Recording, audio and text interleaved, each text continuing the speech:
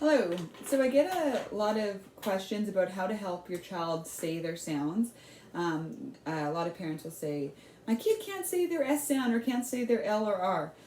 Definitely you need to go to a licensed speech language pathologist if they're not able to make those sounds and have an assessment. But there are some things that you can do at home just to help build that speech sound awareness or perceptual awareness, their awareness of how that sound is produced and how it sounds correctly, and to build some good habits in. So what we're going to talk about today is speech recasts. So if and I want this all to be during play.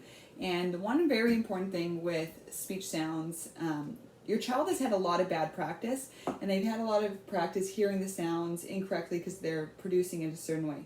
So one thing as adults or parents, one thing we can do to help them out is just really draw their attention to the correct sound. So, for example, during play, so it can be any type of play.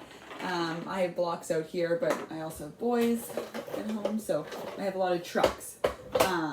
So one thing, oh, look at the duck go, right? They call a truck a duck. So you can say, yeah, the truck is off and going. So you're just repeating the word back that they said incorrectly with emphasis on the sound, right? So different sound, you'll have to look at my video on visual phonics cues, but visual phonics cues, the main meaning part of it is just a movement paired with the sound. So there's a couple things we can do to draw the child's attention to the sound that they're producing incorrectly. They never have to copy us after. This is all just play-based. This is to enhance their perception or awareness of the correct sound, right? So it's to help their brain out. But you want to try to do 2 good speech productions to every incorrect production they have. If the child's doing almost every word they say is in error, then I would focus on just one sound, like maybe just the S sound. But the visual phonics cues, I'll go back to that. The point of them is making a movement paired with the sound. And there's 2 ways you can do movements. So there's sounds that are stop sounds, or sounds that you can't produce with lots of airflow, like the airflow sounds like s, z, sh, right? Stop sounds b, b, b. So those things. So if you're focusing on maybe an S, so I'm going to use S because it's high frequency in English, and a lot of kids have trouble with it. And a lot of it is the perception to be able to hear the sound. It's not a lot of times production. I'm usually able to get the child to be able to imitate my s sound in isolation. The problem is in conversation and at the word level, they're steadily omitting it or distorting it. So sometimes kids will put a T for the S. So like if the word is sat, they say tat. Or omitting it usually in a cluster. So like if the word was stop, they say top.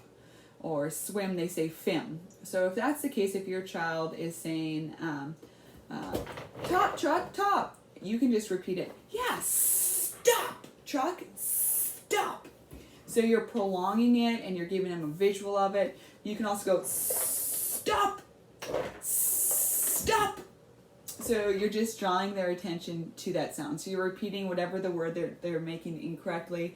You're prolonging the sound, or you're bouncing the sound. So if it's a stop, like I said, the stop, or up. It's okay to break the word apart into individual sounds. So that's really important for speech sound recast. It'll really help your child hear what a good production is like, and just so they're not steadily bombarded by their incorrect production. So this is really a perceptual training, and that paired with speech treatment, it makes a big difference, especially if parents are recasting their child's speech sounds at home. Learning really does happen quite quickly. So just keep that in mind, and check out my video on visual phonics cues. I go over each of the phonemes or sounds that you produce in the English language.